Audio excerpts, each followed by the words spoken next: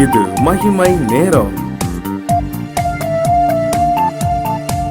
கர்த்தரும் இரட்சகருமாய் இருக்கிற இயேசு கிறிஸ்துவின் ஈடு இணையற்ற இன்ப நாமத்தினாலே மகிமை டிவி நேயர்களை அன்புடன் வாழ்த்துகிறேன். மகிமை நேர நிகழ்ச்சியின் வாயிலாக உங்களை மறுபடியுமாக சந்திப்பதிலே மிகுந்த மகிழ்ச்சி அடைகிறேன். நாம் தொடர்ந்து பாவத்திலிருந்து வெளிவர 7 வழிகள் என்ற தலைப்பின் கீழே தியானித்து வருகிறோம். முதலாவது நாளிலே நாம் பரிசுத்தமாக இருக்க உறுதி எடுங்கள், ஆத்துமாவை காத்து கொள்ளுங்கள், நல்ல நண்பனை தேர்ந்தெடுங்கள் என்று சொல்லி கற்றுக்கொண்டோம். இந்த நாளிலே நான் யார் என்பதை உணர்ந்து கொள்ளுங்கள். தென் அமெரிக்காவின் குடியரசுத் தலைவராக இருந்த நெல்சன் மண்டேலா தன்னுடைய ஊழியரோடு, தன்னுடைய பாதுகாவலரோடு ஒரு உணவகத்துக்கு சென்றிருந்தார். இப்போது அங்கு சென்று உணவருந்தும்போது தன் மேஜைக்கு அருகே இருந்த ஒருவரை அழைத்து கொண்டு வரும்படி சொல்லி அங்கே உட்கார்ந்து சாப்பிடும்படி சொல்கிறார். இப்போது அவர் சாப்பிடு கொண்டிருக்கும் போது அந்த மனிதரும் நன்றாக சாப்பிட்டு கடந்து சென்றார். அவன் கூட இருக்கிற பாதுகாவலர் சொல்கிறார், அந்த மனிதன் உங்களுக்கு முன்பாக நடுங்கி கொண்டிருக்கிறான், அவருக்கு எதுவும் உடல்நிலை சரியா இல்லாமல் இருந்திருக்குமோ என்று சொல்கிறார். ஆனால் அந்த நெல்சன் மண்டேலா என்ன சொல்கிறார் என்றால், நான் சிறைச்சாலையில் இருக்கும்போது இந்த மனிதன் என்னை இவன் மிகவும் கொடுமைப்படுத்தினான். நான் அந்த கொடுமை தாங்க முடியாமல் நான் மிகவும் வேதனை கொண்டிருந்தேன். இப்போது நான் குடியரசுத் தலைவராக இருக்கிறேன், இதனாலே அவனுக்கு ஏதோ பிரச்சனை வந்து விடுமோ என்று எண்ணி அவன் பயத்தில் நடுங்கி கொண்டிருக்கிறான். ஆனால் நான் பழி வாங்கும் உணர்வு எனக்குள்ளே இல்லை, எனக்குள்ளே பழிவாகிற உணர்வு இல்லை. ஆனால் சகிப்புத்தன்மை சாம்ராஜ்யங்களை உருவாக்கும் என்று நான் நம்புகிறேன் என்று சொல்கிறார். பிரியமானவர்களே, சில நேரங்களிலே சில மனிதர்கள் ஒரு பதவி உயர்வு வந்து விட்டாலோ, இல்லை மிக பெரிய மனிதர்கள் ஆகிவிட்டார்களோ, நான் யார் தெரியுமா என்று சொல்லி தன்னுடைய பவரை காட்டுவார்கள். ஆனால் இந்த நெல்சன் மண்டேலா சாதாரண ஒரு மனிதனைப் போல தன்னுடைய வாழ்க்கையை முன்மாதிரியாக வாழ்ந்து காட்டுகிறார். பிரியமானவர்களே, எந்த ஒரு பதவியும் நிரந்தரம் இல்லை. சில நேரங்களில் நான் யார் என்பதை காட்டுவதை விட நானும் உங்களை போன்றவர்கள் தான் என்று நாம் மற்றவர்களுக்கு காட்ட பிரயாசப்பட வேண்டும். இந்த பாவத்திலிருந்து வெளிவர இந்த 4வது வழி, நான் யார் என்பதை நாம் தெரிந்து கொள்ள வேண்டும். சில நேரங்களில் நாம் கேட்போம்ல, நீங்கள் யார் அப்படின்னு கேட்டால் நம்ம என்ன பதில் சொல்வோம்? நான் இன்னாருடைய மகன், இல்லை என்னுடைய பதவி அப்படின்னு சொல்லுவோம். சில நேரங்களில் நம்மை அறியாதவர்கள் நம்மை குறித்து குறை சொன்னாலோ, ஏதோ தவறு சொன்னாலோ, நம்மை ஏதோ ஒரு காரியத்துக்குள்ளாக சொல்லிவிட்டாலோ நாம் சொல்வோம், நான் யார் தெரியுமா, என்னுடைய டிக்னிட்டி என்ன தெரியுமா, நான் அப்படிப்பட்டவன், என்னுடைய போஸ்டிங் என்ன தெரியுமான்னு சொல்லிவிடுவோம் அல்லவா?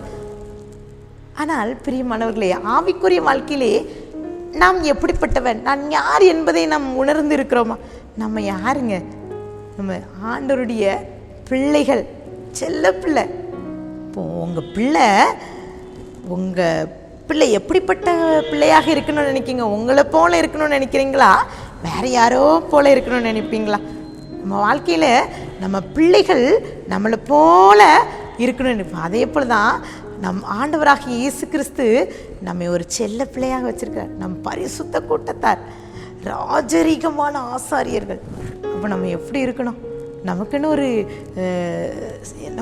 ஒரு இடம் இருக்குல்ல, நம்ம எப்படிப்பட்ட பிள்ளைகளாக இருக்கணும்? ஒரு சில நேரங்களில் நம்ம கேட்போம்ல, நம்ம பிள்ளைகளை பார்த்து, நீ குட் கேர்லா பேட் கேர்லா அப்படின்னு சொல்லுவோம். இல்லை பசங்களை பார்த்து, சின்ன குட்டி பையனை பார்த்து, நீ குட் பாயா பேட் பாயா அப்படின்னு கேட்போம். அந்த பிள்ளை என்ன சொல்லணும்? நான் குட் கேர்ள், குட் பாய் என்று சொல்லணும்ல. ஆமாம் பிரியமானவர்களே, நம்ம எப்படி இருக்கிறோம்? நம்மளுடைய வாழ்க்கையிலே நான் யார் என்பதை நாம் அறிந்து கொள்ள வேண்டும். ஆண்டவர் நமக்கு வேதாகமத்தில் அநேக காரியங்களை கற்றுக் கொடுக்கிறார். வசனம் சொல்கிறது, ஒரு வசனம் இவ்வாறு சொல்கிறது, எபேசியர் 4:27, பிசாசுக்கு இடம் கொடாதிருங்கள். அப்போ நான் யாருன்னு தெரிஞ்சா நம்ம வாழ்க்கையில் பிசாசு இடம் கொடுக்கவே முடியாது. இந்த பாவத்திலேருந்து நம்ம வெளிவர முடியும். நம்மளுக்குன்னு இருக்கிறதுக்கு ஒரு இடத்த தெரிந்தெடுத்து இருப்போம். நம்மளுடைய செயல்பாடுகள் தெரியும். ஒரு ஃபேமிலி, ஒரு குடும்பத்தோடு நான் பேசி கொண்டிருந்தேன். அப்போது நாங்கள் பேசி கொண்டிருக்கோம். அவருடைய பிள்ளைகள் 2 பிள்ளைகள் அவர்கள் படித்து விட்டார்கள். நல்ல ஒரு வேலை செய்து கொண்டிருக்காங்க. அப்போ அவங்க சொன்னாங்க, என்னுடைய மகன் இப்படிப்பட்ட ஒரு படிப்பை படித்து கொண்டிருக்கிறான், ஆனால் அவன் நினச்சா அவன் கவர்மெண்ட் ஜாப்புக்கு போகலாம், ஆனால் அவன் போகவில்லை. காரணம், அந்த ஜாப்புக்கு போயிட்டேன்னா அவனுக்கு அந்த அரசு அதிகாரிகள் சொல்கிறபடி நடக்கணும். அவங்க ஏதாவது ஒரு தவறு செய்ய சொன்னாலோ அதுக்கு அவன் இடம் கொடுக்கணும். அந்த பாவம் நான் மேற்கொள்ளக்கூடாது. ஒரு வேளை லஞ்சம், இப்படிப்பட்ட தவறான காரியத்துக்கு நான் இடம் கொடுக்கக்கூடாதுன்னு சொல்லிட்டு ப்ரைவேட்டில் என் மகன் வேலை செய்கிறான்னு சொன்னாங்க. பாருங்கள், அந்த மகனுடைய உள்ளம் எப்படிப்பட்டிருக்கு. இந்த ஜாபுக்கு போனால் எனக்கு தவறான பாதை வரும், நான் பாவம் செஞ்சிடுவேன்னு சொல்லிட்டு அப்படிப்பட்ட வேலையை தேர்ந்தெடுக்காமல் அவன் மனுஷனான் ப்ரைவேட்டில் ஆண்டவருக்கு பிரியமான வேலையை செய்து கொண்டு இருக்கிறான். பிரியமானவர்களே, நான் யார் என்பதை நாம் உணர்ந்திருக்கிறோமா? தேவ பிள்ளைகளாகிய நாம் அதை உணர்ந்து கொள்ள வேண்டும்.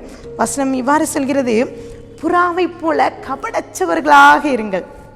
ஒரு புறா எப்படி கபடச்சதாக இருக்கிறதோ அதே போல் நம்ம வாழ்ந்து கற்றுக்கொள்ள வேண்டும். லேவியராகமம் 19:7 சொல்லப்படுகிறது, நீங்கள் களவு செய்யாமலும் வஞ்சனை பண்ணாமலும் ஒருவருக்கொருவர் பொய் சொல்லாமலும் இருங்கள். ஒருவேளை நாம் யாருன்னு தெரிஞ்சால் ஆண்டவர் பிள்ளையாக நாம் இருப்போம். யாக்கோபு 1:22 நீங்கள் உங்களை வஞ்சியாதபடிக்கு திருவசனத்தை கேட்கிறவர்களாய் மாத்திரமல்ல அதன்படி செய்கிறவர்களாய் இருங்கள். பிரியமானவர்களே, இன்றைக்கும் கூட இந்த வார்த்தையை கேட்டுக்கொண்டு இருக்கிறோம். பாவத்திலேருந்து நம்ம வெளிவர நினைக்கிறோம். அப்போ நான் யார், ஏசப்பா பிள்ளை அப்படின்னா நம்ம பாவம் செய்ய மாட்டோம்ல. இன்றைக்கி ஒப்பு கொடுத்து ஜெபிக்கலாமா? அன்பின் பரலோக தகப்பனே, நீ ஸ்தோத்திரிக்கிறோம்.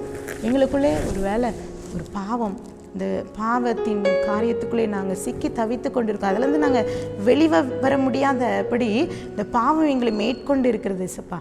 அதுலேருந்து நாங்கள் வெளிவர நான் யார் என்பதை நான் உணர்ந்து, நான் உங்கள் பிள்ளை இசப்பா, இந்த பாவம் நான் செய்ய மாட்டேங்கிற ஒரு நிச்சயத்தை நாங்கள் பெற்றுக்கொள்ள கிருப்பித்தாங்க. இப்படி கருத்திலே நான் கொடுக்குறேன், தாழ்த்துக்கிறேன், மேற்கிறேன், மீப்பர் மூலம் கிருப்பிதாவே. ஆமேன்.